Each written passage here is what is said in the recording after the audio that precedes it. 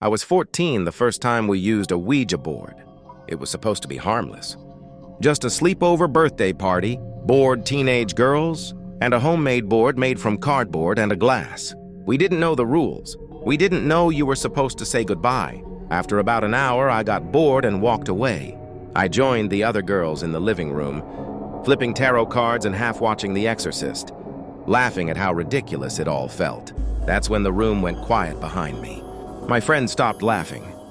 The planchette slowed, then changed direction. Whatever they were talking to before was gone. Something else was there now. And it wasn't asking about them. It was asking about me. The planchette began moving faster now, spelling out words my friends couldn't stop reading aloud. "Who are you?" one of them asked nervously. The letters formed slowly. "Max, looking for her." My heart skipped. I didn't know any Max. Then the board began spelling things only I could know. Secrets I had never shared with anyone. Minor abuses, little private fears. Every letter burned through the room like fire. I begged them to stop. But Max, he wasn't cruel. He promised he only wanted to protect me. That night, something changed in the air. The playful spirit of a teenage game had vanished. Something real, something alive was here, and it was waiting for me. That night, after we reluctantly stopped the Ouija session, the house felt different. A chill lingered in the corners, like Max was still watching. Later, when I walked past the living room, I thought I heard my name whispered, soft, almost imperceptible. "He's here." It wasn't frightening, not exactly. It was protective. A week later, my friends wanted to play again. But now, I knew the rule. If Max is involved, you don't just play for fun. Sometimes, even in broad daylight, I'd feel a presence behind me, and for a brief moment, I'd hear that whisper again, warning, guiding, always watching. A few days later, I was walking home alone when I felt it again. Max was near. A shadow flitted just at the edge of my vision. I froze. Then I heard it, a whisper almost too soft to catch. "Stop! Don't cross the street!" I turned instinctively and saw a car speed past where I had almost stepped. My heart raced. Max, he wasn't just watching. He was protecting me, keeping me safe in ways I could never explain. From that moment, I realized the Ouija board had opened a door I could never close. Max wasn't leaving, and neither was the fear. A week later, my friends decided to pull out the Ouija board again. I tried to stay away, but curiosity pulled me closer. The planchette began moving almost immediately. "Max, she's here." It spelled. My friends froze, realizing something was different this time. The board wasn't playful, it was urgent. Max started revealing small details, secrets about us no one had shared. Things we didn't even remember saying aloud. A shiver ran down my spine. This wasn't a game anymore. Something real, something powerful was among us. That night I couldn't sleep. A soft tapping came from the floorboards, just enough to make me pause. I heard it again, and this time it was clearer. "Look, do not open the door." My heart raced. I slowly walked to my bedroom door, trembling. Nothing visible, yet a presence filled the room. Max was warning me, not threatening but urgent. I stayed put and the tapping stopped. A chill lingered. But I realized this spirit wasn't here to harm me, it was guiding me. From that night on, I understood the Ouija board had unlocked something I couldn't ignore. The next day at school, I couldn't stop thinking about that night. Max's warnings echoed in my mind. When I returned home, the Ouija board was pulled out again by my friends. The planchette moved faster than ever. Letters flew across the board, spelling things no one should know. Little fears, forgotten secrets, things buried deep in my mind. One by one, my friends' faces turned pale as they read aloud. "Max, she must know." It spelled. I realized then, Max wasn't just protective. He was guiding us, revealing truths we didn't even want to see. And with every letter, the room grew colder, heavier, charged with something unseen. That evening I sat alone in my room, the Ouija board tucked away. Then the faintest sound, a whisper in my ear, made me freeze. "Check." Under the bed. My pulse raced, but I knew Max was trying to guide me, not scare me. Hesitantly, I bent down. Nothing. Just shadows stretching across the floor. But I felt it. Max's presence, protective and real. That night, I realized the game had changed. Max wasn't a toy spirit. He was alive in some way, watching, guarding, waiting, and I could never ignore him again. The next day, my friends couldn't resist bringing out the Ouija board again. As soon as we sat down, the planchette started moving on its own, faster than ever. Letters spelled out a chilling warning. Do not ignore the shadows. My friends froze, their laughter gone. I felt Max's presence stronger than ever. He wasn't just a spirit watching from afar. He was inside the room, guiding, protecting, warning. Every time someone tried to question or tease, the glass shivered violently as if alive. Fear and awe gripped us all. From that moment, we knew Ouija wasn't a game. That night, as we left the bedroom, the lights flickered and went out completely. Panic set in. The TV suddenly turned on by itself, blaring static, making our ears ring. Then words appeared across the screen in stark white. This is not a game anymore. Screams echoed as we scrambled, terrified. But Max's presence was calm amidst the chaos. Somehow I knew he was protecting us from whatever had been unleashed. We fled the room, hearts pounding, never to play carelessly again. The morning after the TV incident, the room felt still, almost too quiet. My friends wouldn't speak of what had happened, but I could feel Max's presence lingering. As I sat at my desk, a soft whisper reached my ear. Trust what you see, not what they say. Goosebumps rose on my arms. I realized Max wasn't just guarding me physically.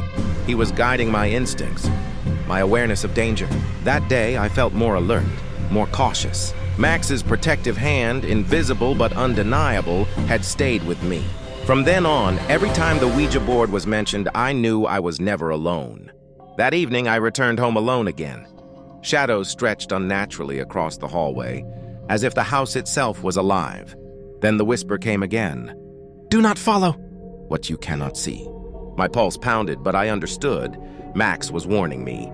Every corner, every flicker of light felt intentional, like a message. I stayed still, listening to the faint hum of his presence. For the first time, I realized Max's protection wasn't passive. He was actively guiding me, controlling what dangers I encountered. And there were things in this house I could never confront alone. The next time a Ouija board appeared, I didn't even touch it. Still, the planchette moved. One of the girls asked quietly, Are you still here?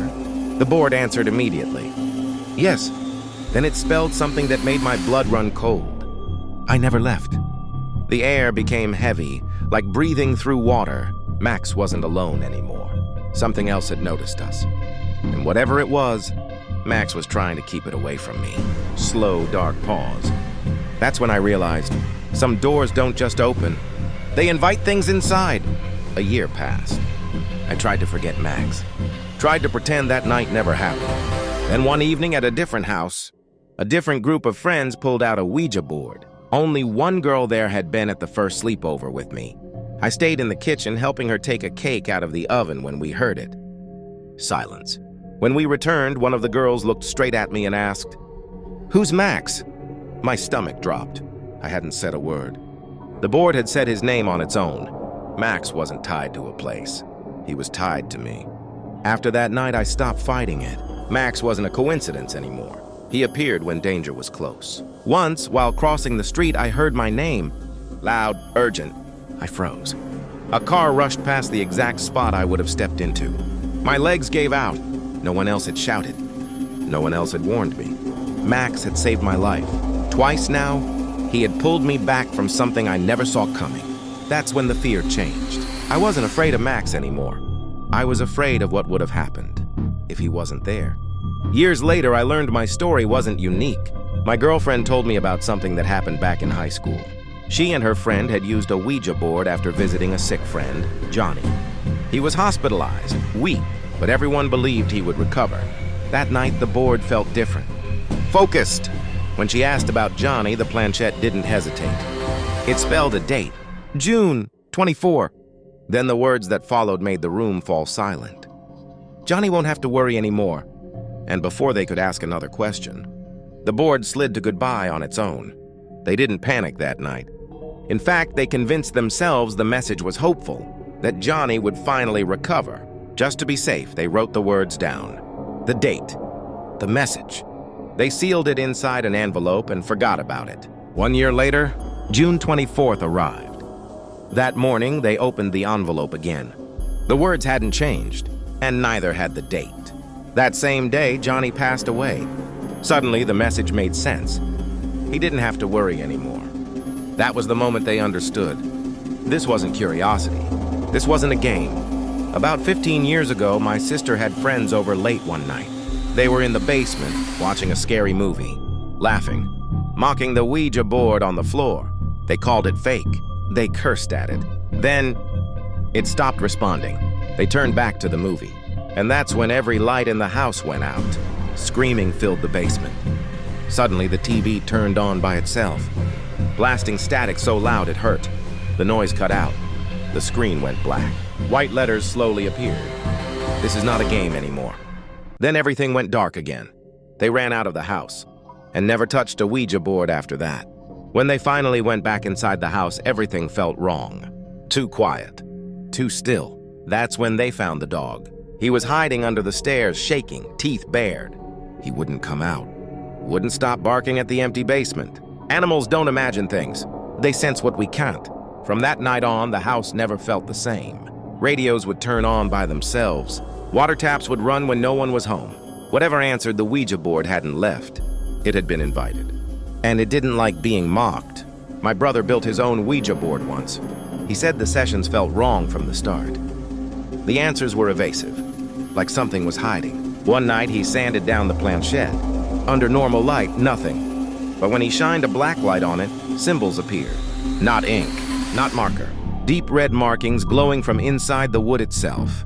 The strangest part? The same markings didn't exist on the wood it was cut from. Whatever touched that planchette didn't leave a stain. It left a mark. I only used a Ouija board once. I was 17, in a room full of people. One kid laughed and said, "This is all fake. I need pro." He never finished the word. The lights in the entire house went out, not just the room. The whole house. Silence followed. Heavy, absolute. No one was near the fuse box. It was buried deep in a locked closet. His dad had to come home to reset it. He said the circuit had never tripped like that before. Coincidence? Maybe, but no one asked for proof again. We were staying at a small hotel in northern Ontario for a chess tournament. Boring days, restless nights. Someone brought a Ouija board, an official one, straight from a toy store. We laughed as we asked pointless questions. Then someone asked the worst question possible. "Is anyone here going to die?" The room went quiet. The planchette moved, slowly, deliberately. It spelled out a name of someone sitting right there with us. Then it gave a date, about a year away. No one laughed after that. A year later, that friend died of cancer in his knee. To this day, I still don't know why the board knew first. We were about 14 when it happened. Just two of us sitting at a kitchen table with a Ouija board. We used it all the time, or at least, we thought we did. That night, the answers were strange, disjointed. The board gave us a name, a protector, it said, from Malaysia. Then everything stopped. No darkness, no sound, just nothing. When we looked up again, sunlight was pouring through the window. It was 7 a.m. We had started at 9 p.m. 10 hours were gone. No memory, no explanation. We never touched the board together again. Some questions aren't meant to be answered, and some answers take time itself. My friend thought Ouija boards were harmless. One night, he kept pushing it, asking question after question. Then the board suddenly spelled one word: goodbye. He laughed and said, "That's it? That's the big ending?" The next morning, his dad was feeding branches into a wood chipper. My friend was helping. One wrong step, one slip, and the machine pulled him in. It was ruled an accident. But I can't forget the timing. The board didn't say goodbye to us. It said goodbye to him. We thought it ended when we stopped playing. No candles, no board, no questions. But that night, the house felt wrong. Doors creaked on their own. The radio turned on at 3 a.m. Static, then whispering. My wife said my name was being called from the hallway. I was asleep in the bedroom. When she shook me awake, I wasn't breathing normally. My eyes were open, staring. I don't remember any of it, but she swears something else was using my body. After that night, we tried to ignore it. We told ourselves it was stress, bad dreams, coincidences, but the house didn't agree. Cabinets slammed shut by themselves. Water started running at 2 a.m. The TV turned on. Black screen. Then one sentence in white letters, This is not a game anymore. That was when we knew. Whatever answered the board never left, and it didn't want to play. It wanted to stay. We moved out. New house, new city, no Ouija boards, no ghosts, or so we thought. Last night, my phone recorded this. Short pause. A voice whispering my name. The same voice I heard as a kid. The same voice that warned me before accidents, before death. I never told anyone its name, but at the end of the recording, it said one word. Max, if you think Ouija boards are just a game, tell me in the comments, because whatever followed us might already be watching you.